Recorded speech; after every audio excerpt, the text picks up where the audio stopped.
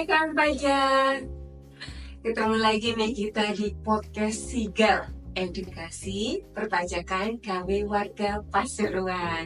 Nah ini udah di episode kesekian nih, tapi menyambut tahun baru, alangkah baiknya kalau kita bahas yang baru-baru Masih fresh gitu ya. Iya benar. Nah kawan pajak, selamat tahun baru ya. Semoga di tahun baru ini kawan pajak makin sehat dan punya semangat yang baru gitu ya. Nah, ini saya Ira, saya berada di Jarira, nggak sendiri, saya bawa Ira yang lain gitu ya, yaitu Ira Dream Pasdili, penyuluh pajak Pasuruan. Halo kawan pajak. Nah saat ini kita akan bahas peraturan terbaru, yaitu peraturan pemerintah nomor 58 tahun 2023 yang juga ada aturan yang mengikutinya, yaitu peraturan Menteri Keuangan nomor 168 tahun 2023. Udah nggak usah berlama-lama karena udah nggak sabar untuk membahas. Jadi kita langsung bahas, kira-kira Kak Ira, apa sih latar belakang terbitnya peraturan yang fresh public option ini?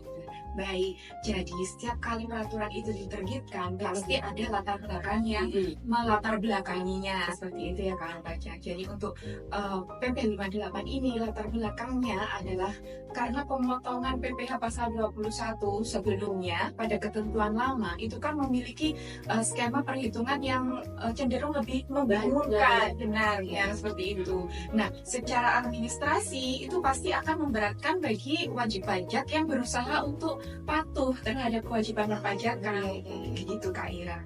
Nah itu adalah latar belakangnya. Nah, kemudian kalau latar belakang itu diterbitkanlah PP 58 ini ya dengan tujuan untuk antara lain yang pertama adalah memberikan kemudahan tentu saja dan kesederhanaan bagi wajib pajak dalam menghitung pemotongan PPh pasal 21 di setiap masa pajak. Karena pasal 21 ini kan kewajiban yang dilakukan setiap masa begitu ya Kak. Dan hampir banyak orang penduduk Indonesia ya, karena setiap kali orang punya penghasilan kan sudah wajib dipotong dihitung pajaknya PPh pasal 21. Kemudian untuk tujuan yang kedua adalah untuk meningkatkan kepatuhan wajib pajak dalam melaksanakan kewajiban perpajakannya. Nah, nyambung nih dengan tujuan yang pertama, kalau sudah sederhana dan mudah, harapannya orang-orang menjadi patuh, wajib pajak menjadi patuh seperti itu. Kemudian tujuan yang ketiga adalah memberikan kemudahan dalam membangun sistem administrasi perpajakan yang mampu melakukan validasi atas perhitungan wajib pajak sehingga diharapkan terwujud proses bisnis yang efektif, efisien dan akuntabel. Wah, luar biasa ya. Jadi tujuannya memang untuk kemudahan dan kesederhanaan yang tentu saja itu memudahkan tadi, efektif, efisien, dan akuntabel. Tapi orang pasti yang menjadi yang pertama adalah kalau ada tarif baru, apakah ini nambah pajaknya? Gimana tuh Kak Ira? Ini yang perlu digarisbawahi Kak Ira, bahwa sebenarnya tidak ada tambahan beban pajak baru sehubungan dengan penerapan tarif efektif ini. Penerapan tarif efektif bulanan ini bagi pegawai tetap hanya digunakan dalam melakukan perhitungan PPh pasal 21 untuk masa pajak selain masa pajak Desember atau masa pajak terakhir. Gitu. Ya. Sedangkan untuk perhitungan PPh pasal 21 setahun di masa pajak terakhir atau masa pajak Desember tetap menggunakan tarif sebagaimana diatur dalam pasal 17 ayat 1 huruf A Undang-Undang PPh seperti ketentuan yang saat ini sudah berlaku, udah biasa dilakukan gitu ya. Oh gitu kan Pak, jadi jangan khawatir, tujuannya untuk mempermudah dan menyederhanakan, tapi nggak ada tambahan beban pajak gitu ya. Jadi udah tenang nih kawan pajak kalau ternyata tarif ini nggak ngefek gitu ya. Kita udah bahas nih tadi latar belakang sudah, tujuan sudah. Nah sebenarnya kawan pajak pasti bertanya-tanya juga, apa sih penghasilan apa sih yang dikenakan oleh PPh 21 ini gitu Kak Ira? Sebenarnya ini tidak ada ketentuan baru terkait dengan apa saja penghasilan yang dikenakan masih sama ya benar. Tapi untuk kawan pajak kali ini kita akan merefresh kembali ya Kak Ira ya. Jadi kawan pajak untuk penghasilan yang dipotong PPh pasal 21 atau PPh pasal 26 itu antara lain penghasilan yang berupa atau yang berasal dari pekerjaan, jasa atau kegiatan yang terdiri atas yang pertama yang berupa gaji yang diterima oleh pegawai tetap. Nah, antara lain gaji di sini termasuk juga tunjangan, ada penghasilan teratur lainnya, termasuk juga uang lembur seperti itu, uang makan dan penghasilan sejenis lainnya. Oke, yang diterima oleh pegawai tetap tadi ya. Oke. Kalau penghasilan lain ada nggak? Nah, misalnya penghasilan yang berupa bonus, tunjangan hari raya, jasa produksi, kemudian gratifikasi, premi, dan penghasilan lain yang bersifat tidak teratur. Itu juga masuk sebagai kategori penghasilan. Ya, betul. Kemudian yang ketiga adalah imbalan sehubungan dengan kegiatan yang diselenggarakan oleh pemberi kerja. Oke. Selanjutnya adalah pembayaran iuran jaminan kecelakaan kerja dan iuran jaminan kematian kepada badan penyelenggara jaminan sosial ketenagakerjaan yang dibayarkan oleh pemberi kerja. Oke, biasa kita kenal BPJS, BPJS. Ketenagakerjaan sama Ya, benar. Kemudian yang ketiga, yang kesekian adalah pembayaran iuran jaminan pemeliharaan kesehatan kepada badan penyelenggara jaminan sosial kesehatan yang dibayarkan oleh pemberi kerja, dan pembayaran premi asuransi kesehatan, asuransi kecelakaan kerja, asuransi jiwa, asuransi liburan, dan asuransi beasiswa yang dibayarkan oleh pemberi kerja. Oh, itu jenis-jenis yang untuk pegawai tetap. Nah, kalau untuk pegawai tetap nih, ada nggak? Iya, ada nih. Nah, yang kedua yang akan saya jelaskan adalah penghasilan yang diterima atau diperoleh pensiunan secara teratur berupa uang pensiun atau penghasilan sejenisnya. Seperti itu. Kemudian yang ketiga adalah imbalan kepada anggota Dewan Komisaris atau anggota Dewan Pengawas yang diterima atau diperoleh secara tidak teratur. Itu juga termasuk penghasilan yang diatur dalam PPh pasal 21 atau 26. Kemudian yang selanjutnya adalah penghasilan yang diterima oleh pegawai tidak tetap yang dapat berupa upah harian, upah mingguan, upah satuan, upah golongan, dan upah yang diterima atau diperoleh secara bulanan. Oke. Nah, tadi udah pegawai tetap, pensiunan gitu ya, dewan komisaris, dewan pengawas. Ada yang pegawai tidak tetap. Ada lagi nggak? Masih ada beberapa lagi kan? Nah, selanjutnya adalah imbalan kepada bukan pegawai. Bukan pegawai. Nah, ini sehubungan dengan pekerjaan bebas atau jasa yang dilakukan. Misalnya dapat berupa honorarium, komisi, fee, atau imbalan sejenis lainnya. Kemudian yang selanjutnya adalah imbalan kepada peserta kegiatan. Ini dapat berupa uang saku, uang representasi, uang rapat, honorarium, hadiah atau penghargaan, dan imbalan sejenis lainnya. Oke, kemudian selanjutnya adalah uang manfaat pensiun atau penghasilan sejenisnya yang diambil sebagian oleh peserta program pensiun yang masih berstatus sebagai pegawai. Jadi diambil lebih awal Ya, sebelum dia memasuki masa pensiunnya. Nah, kemudian yang terakhir adalah penghasilan atau imbalan yang diterima oleh mantan pegawai. Nah, ini bisa berupa jasa produksi, tentiam, gratifikasi sebagaimana diatur dalam UU PPh, bonus, dan imbalan lain yang bersifat tidak teratur. Seperti itu antara lain. Oke, kawan pajak. Jadi tadi udah detail ya dari semua jenis pekerjaan kawan pajak bisa jadi masuk. Kalau nggak pegawai, ya bukan pegawai atau pensiunan atau ngambil dulu uang pensiunnya sebelum waktu pensiun gitu ya, atau cuma sekedar peserta kegiatan gitu ya. Atau kalau yang bos itu ya, dewan komisaris, dewan pengawas juga masuk dalam kategori yang dikenakan PPh 21 atau yang dibahas di peraturan pemerintah yang kita bahas ini gitu ya. Nah, kalau tadi kita udah paham bahwa apa saja yang dikenakan PPh 21 itu termasuk natural dan kediplotan juga, gitu. Sekarang kita kayaknya perlu deh membahas gimana menentukan dasar pemotongan pajak atau DPP berdasarkan peraturan yang baru ini Kak Ira? Oke, yang pertama ini adalah sebenarnya untuk pegawai tetap dan pensiunan. Ya, jadi untuk masa pajak terakhir DPP-nya adalah penghasilan kena pajak yang dilakukan pembulatan ke bawah hingga ribuan rupiah penuh. Nah, ini untuk masa pajak terakhir. Secara umum Desember lah Ya, Desember secara umum. Nah, sedangkan untuk masa pajak lainnya adalah sebesar penghasilan brutonya. Oke, penghasilan bruto gitu ya. Jadi kalau biasanya dengan mekanisme perhitungan yang lama, setiap bulan kita tuh harus menghitung nih Kak Ira, penghasilan kena pajaknya berapa, seperti itu baru dikalikan kali, kemudian dibagi 12.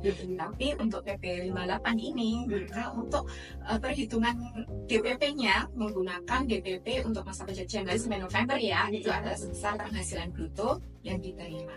Jadi nggak repot gitu ya, udah langsung Peraturan kalikan aja gitu aja. Siap. Kemudian yang kedua adalah bagi anggota Dewan Komisaris atau anggota Dewan Pengawas yang menerima atau memperoleh penghasilan secara tidak teratur. Nah, di sini ditentukan DPP-nya adalah sebesar penghasilan brutonya. Penghasilan bruto juga. Oke. Kemudian yang ketiga adalah untuk pegawai tetap. Nah, di sini untuk pegawai yang penghasilannya tidak diterima atau diperoleh secara bulanan. Nah, di sini diatur untuk yang pertama apabila nominalnya sampai 2,5 juta per hari, maka DPP-nya adalah sebesar penghasilan bruto sehari. Jika penghasilan yang diterima atau diperoleh tersebut diberikan secara harian atau dihitungnya secara harian, seperti itu. Nah, yang ini kalau udah lihat tetap ini memang bisa dibayar harian, ya, ada dua seperti itu. Nah, ini DPP-nya harus menggunakan rata-rata penghasilan bruto sehari jika penghasilan yang diterima atau diperoleh secara harian, misalnya mingguan, satuan, atau borongan.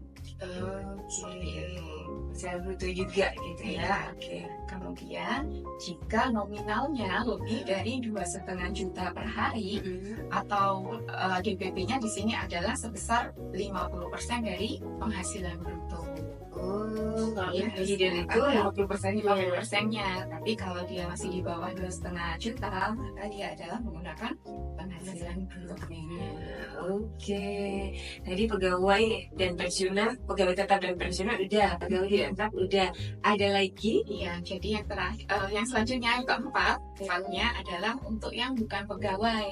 Nah, di sini DPP-nya adalah sebesar 50% dari penghasilan bruto.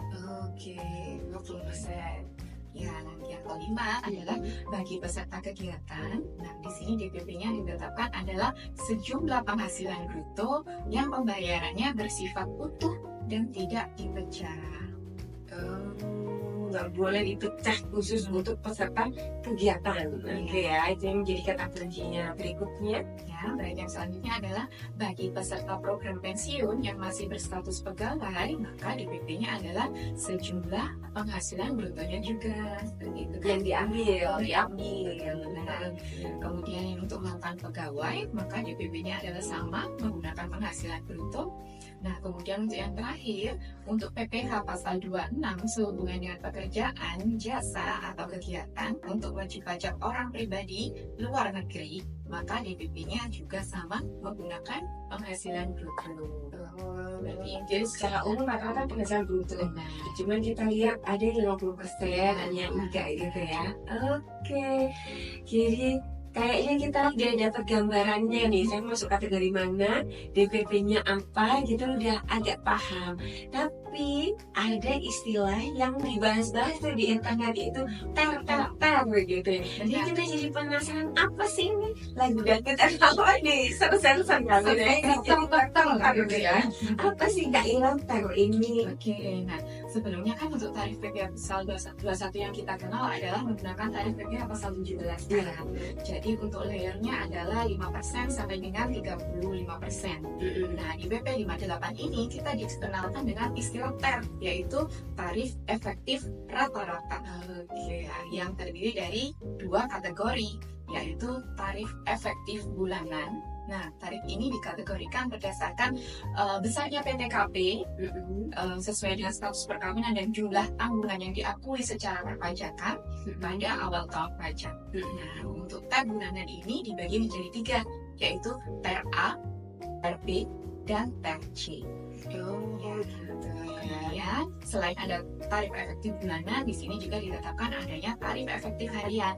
Nah, tarif ini diterapkan khusus bagi pegawai tidak tetap yang didasarkan pada besaran penghasilan bruto harian.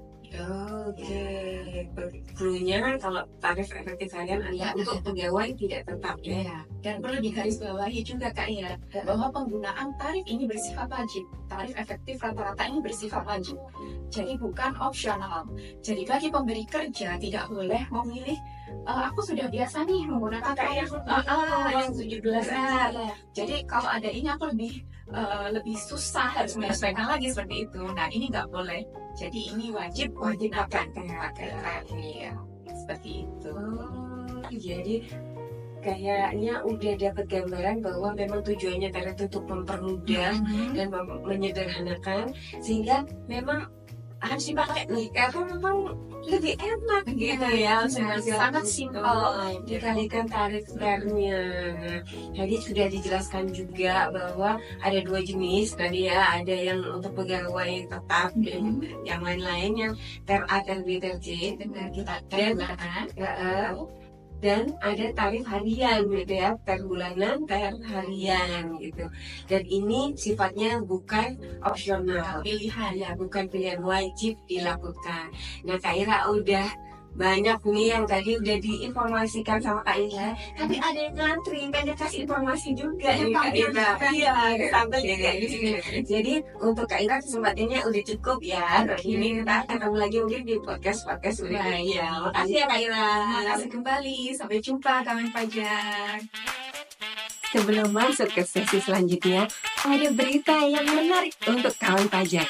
Yang pertama, bahwa NIK menjadi NPWP akan berlaku mulai 1 Juli 2024. Jadi kawan pajak, yuk segera lakukan pemadanan NIK menjadi NPWP melalui akun DJP Online kawan pajak semuanya. Berikutnya, SPT tahunan tahun 2023 sudah bisa dilaporkan kawan pajak.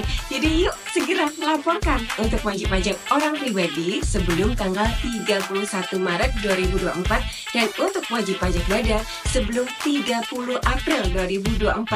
Tunggu apa lagi? Lapor sekarang secepatnya karena lebih awal lebih nyaman. Kawan pajak, di sesi kedua ini sudah hadir bersama kita salah satu penyuluh pajak juga di KPP Pratama Pasuruan. Hai Kak Devi. Hai Kak Ira, halo kawan pajak. Nah Kak Devi, ini tadi Kak Ira udah datang ke sini dan memberikan informasi tentang TER, bagaimana TER itu dibagi kan, ada TER harian, ada TER bulanan gitu. Tapi kawan pajak nggak cukup informasinya kalau cuma kayak gitu, kita pengen tahu lebih dijelaskan secara rinci apa itu TER bulanan, tadi yang katanya Kak Ira ada ABC, dan TER harian itu seperti apa Kak Devi? Ya, jadi bener banget sih Bu Ira ya. Jadi TER itu kan dibagi ada bulanan, ada harian. Nah, untuk yang bulanan dibagi 3 kategori, ada TER A, TER B, dan juga TER C. Nah, bedanya apa? Bedanya itu dilihat dari PTKP-nya, Kak Ira. Jadi dari penghasilan tidak kena pajak. Nah, untuk kategori yang A diterapkan untuk wajib pajak orang pribadi dengan status PTKP-nya kisaran 50 jutaan. Jadi mencangkup status TK0, tidak kawin, tidak ada tanggungan, dan juga TK1, tidak kawin tapi punya tanggungan 1 orang, dan juga kawin tanpa tanggungan atau K0. Jadi kalau misal total PTKP-nya masih range 50 jutaan, itu pakainya pakai TER yang kategori A. Gitu. Jadi kawan pajak harus tahu dulu statusnya di awal tahun masuk yang mana, kan masuk TER mana. Dan untuk PTKP 50 jutaan masuk TER A. Nah, nanti untuk perhitungan TER-nya itu sebenarnya sudah ada tabelnya sih Kak Ira. Jadi di PP-nya itu sudah diberikan tabel nanti untuk penghasilan berapa sampai berapa, tanya berapa persen, itu nanti kawan pajak gak usah ngapalin sih, langsung tinggal lihat aja. Itu. Dan bisa juga dilihat di IG-nya KPP Iya, Pasuruan kan betul. ya. Nah, terus kemudian yang lanjut yang kedua ada TER-B.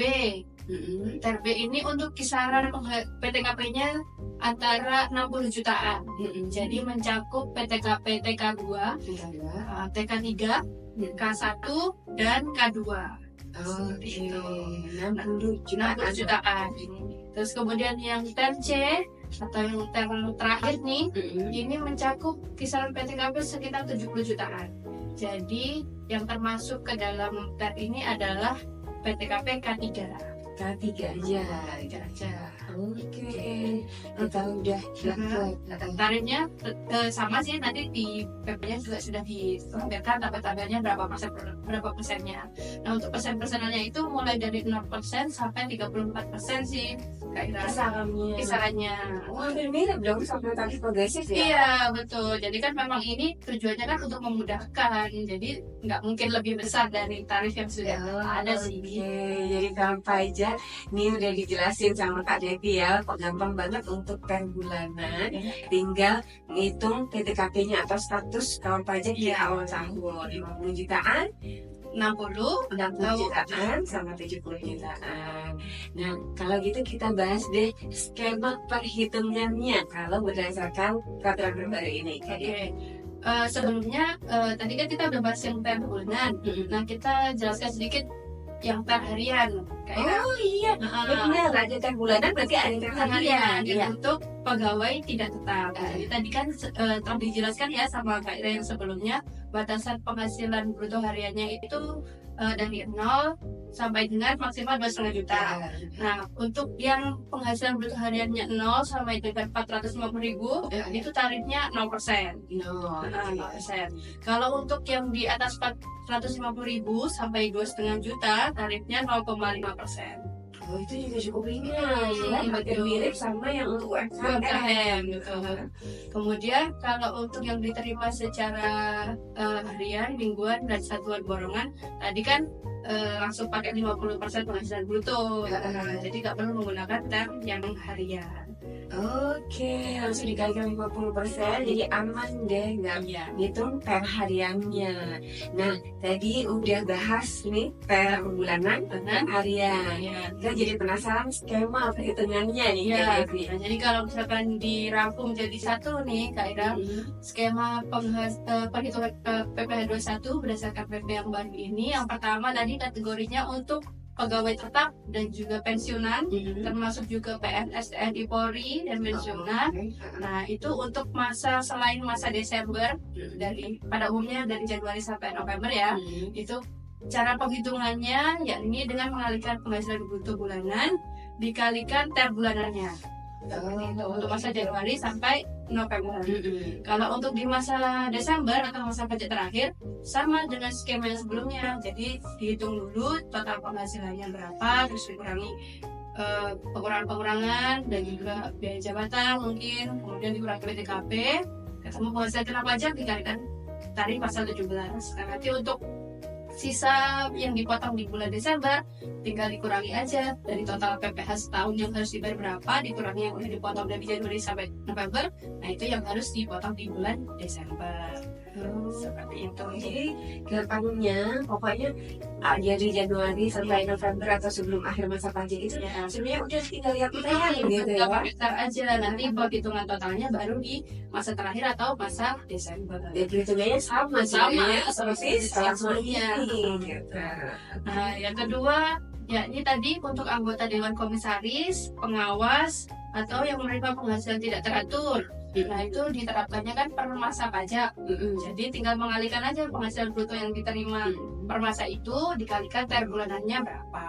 Oh, jadi pakai TER juga, Dewan Komisaris, Dewas, Dewan Pengawas itu langsung penghasilan bruto dikalikan TER. Iya, karena kan kalau untuk anggota Dewan Komisaris dan Pengawas kan bisa jadi nggak setiap bulan kan uangnya. Jadi tidak perlu dihitung secara global lagi seperti itu. Oke, dan kemudian yang ketiga untuk pegawai tidak tetap. Nah, tadi pegawai tidak tetap dilihat aja dibayarnya itu bulanan atau tidak bulanan. Kalau misalkan bulanan langsung menggunakan penghasilan bruto bulanan dikalikan dari bulanan. Kalau misalkan tidak dibayar bulanan, dilihat lagi penghasilannya itu lebih dari 2.500.000 atau tidak per hari. Kalau misalkan masih di bawah 2.500.000, tadi yang menggunakan skema kan harian yang ada tarif 0% atau 0,5%. Kalau lebih dari 2.500.000 menggunakan 50% penghasilan bruto kali tarif pasal 17. Oh, jadi tadi pemisahnya ini adalah dibayar bulanan atau enggak bulanan gitu ya. Kalau udah kayak gitu udah lebih gampang skemanya dibanding kan yang sebelumnya. Yang sebelumnya, betul. Kan sebelumnya kan harus begitu, ya betul. Gitu kan. Oke. Nah, ada lagi nggak skemanya? Untuk selanjutnya yang tadi yang Bu Ira bahas tentang berkesinambungan atau tidak berkesinambungan dulu kan, kalau untuk pegawai itu dilihat berdasarkan itunya ya, berapa banyak yang dia bekerja kepada pemberi kerjanya. Kalau sekarang lebih mudah sih Bu Ira, jadi tinggal diterapkan per masa pajak itu dihitung 50% penghasilan bruto kali tarif pasal 17.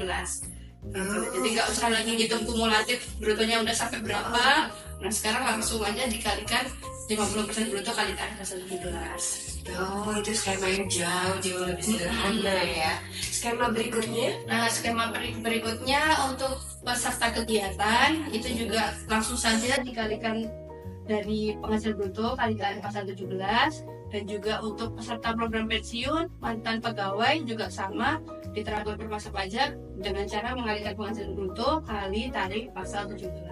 Oh, jadi ada yang memang yang tetap pakai tarif pasal 17 gitu ya. Jadi skema-skema ini tentunya tujuannya jauh lebih sederhana, lebih mudah gitu ya. Jadi istilahnya bagian keuangan udah sepusing itu untuk lapor SPT PPh 21, apalagi untuk memberikan bukti potongnya gitu ya. Nah, kalau kita udah bahas tarifnya tadi, skema sampai skemanya gitu ya, kita perlu tahu juga sebenarnya kewajiban pemotong pajak atau pemberi kerja atau bagian keuangan yang membayarkan gaji gitu ya, atau penghasilan kepada para karyawannya, para pegawainya, itu apa saja sih kewajibannya? Nah, berdasarkan pasal 20 PMK 168 ini, jadi kewajiban pemotong itu yang pertama tentu saja menghitung, kemudian memotong, dan juga menyetor, dan yang paling terakhir melaporkan. Ini juga wajib Bu ya. Jadi nggak cukup cuma dihitung, dipotong, disetor, tapi juga harus dilaporkan PPh pasal 21-nya sehubungan dengan pekerjaan dan jasa yang telah diberikan oleh pegawainya tentu saja, dan itu berlaku untuk setiap masa pajak seperti itu. Jadi kalau misalnya nih selama ini kan kalau SPT PPh 21-nya nihil, nggak perlu lapor kan kalau nihil. Nah, kalau dengan program terbaru ini gimana? Nah, kalau untuk sesuai dengan pasal 20 tadi diatur bahwa untuk kegiatan yang begitu memotong, menyetorkan dan melaporkan dilakukan untuk setiap masa pajak. Jadi tidak dibeda-bedakan sih masa pajaknya itu apakah nihil atau tidak nihil, selama melakukan pembayaran dan penyetoran, pemotongan, ada yang dibayarkan ke pegawainya dan termasuk ke dalam objek PPh pasal 21, maka harus melakukan kewajiban sebagaimana telah diatur dalam PMK tersebut.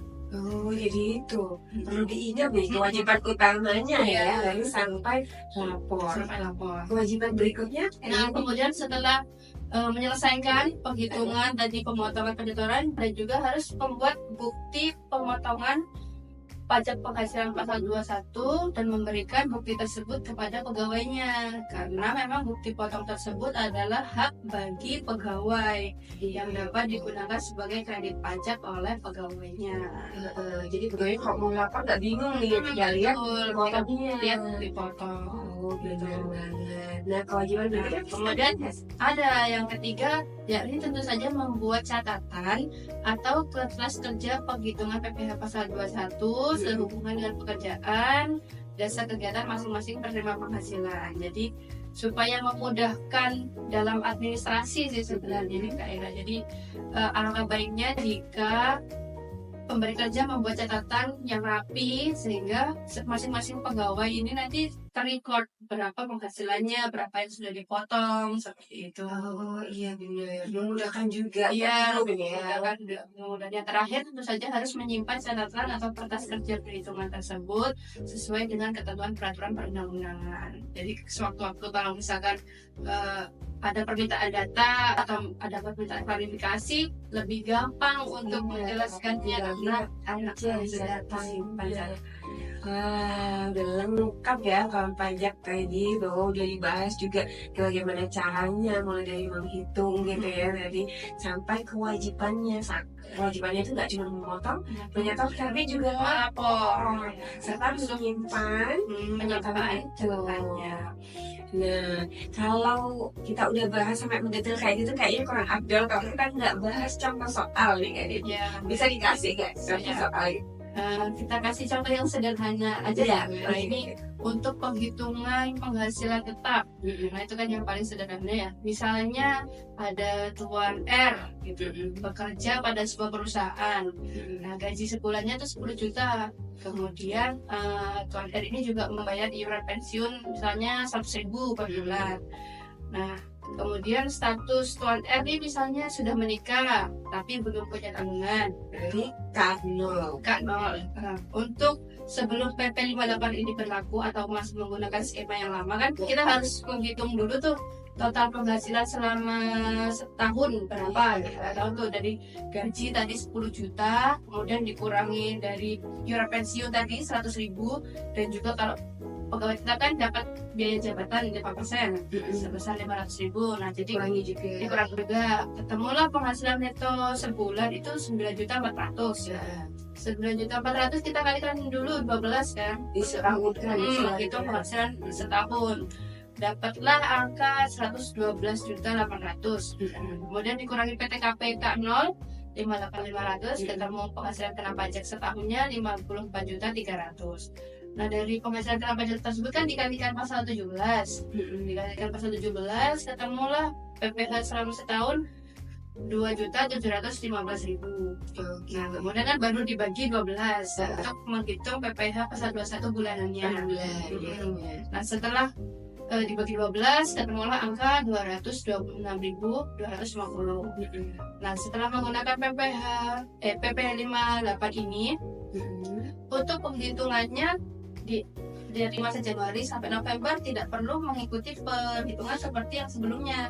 Jadi langsung aja dikalikan penghasilan bruto bulannya kan 10 juta tadi, langsung dikalikan TER aja gitu, TER yang bulanan. Nah, tadi kan TER-nya K0 itu masuk ke TER yang 58 juta. 58, iya, pakai yang 50 juta. iya. Nah, untuk TER A, untuk penghasilan 10 juta itu kalau dilihat di tabelnya yang Ibu Ira, itu tarifnya sebesar 2%. Oke.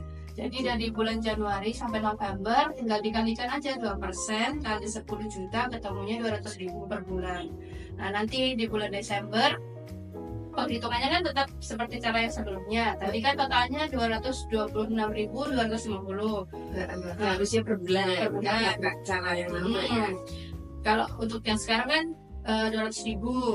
Nah, berarti nanti di bulan Desember tinggal dikurangkan aja berapa totalnya yang sudah dipotong dari yang seharusnya. Tadi kan kalau dihitung setahun 2.715, yang sudah dipotong berarti 200 kali 11 2.700.000, berarti sisanya tinggal 515.000 yang dipotong di bulan Desember.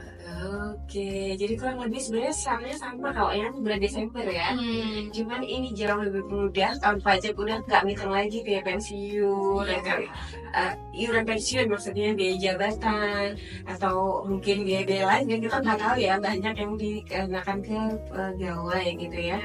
Nah, ini nggak usah ngitung itu, langsung lihat 10 jutanya datanya, lihat DKP-nya, oh masuk TERA, misalnya langsung lihat aja di tabelnya TERA dikenakan 2%, jadi langsung dikalikan 2%. Jadi yang biasanya pakai cara lama bayar per bulannya 226 tadi contohnya ya, jadi tinggal 200.000 aja. Tapi jangan lupa di bulan Desember tetap dihitung, jadi nanti bayarnya kekurangannya di bulan Desember ya. Jadi jangan khawatir kalau misalnya separuh, pajaknya tetap ya kalian ya.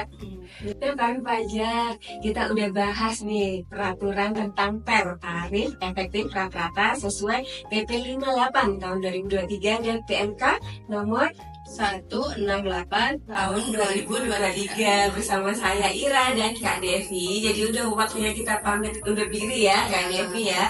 Tapi kawan pajak jangan khawatir, kalau kawan pajak ada nih ide atau masukan seharusnya materi ini yang dibahas gitu, atau ada masukan cara penyampaiannya kayak gini Kak, Ya. silakan tulis di kolom komentar, atau kalau malu bisa langsung lihat IG kita di Pajak Pasuruan, ada Twitter juga, kan sama Pajak Pasuruan. Kita juga punya Facebook juga ya, dan ini KPP Pratama Pasuruan. ya bener banget. Dan kalau misalnya masih ribet, malu kalau langsung di medsos, bisa juga WA kan nomor 0819 624 624. Nah, jangan ragu untuk hubungi kami, karena kami sigap mengedukasi, sigap memberi arti. Sampai ketemu lagi di podcast berikutnya.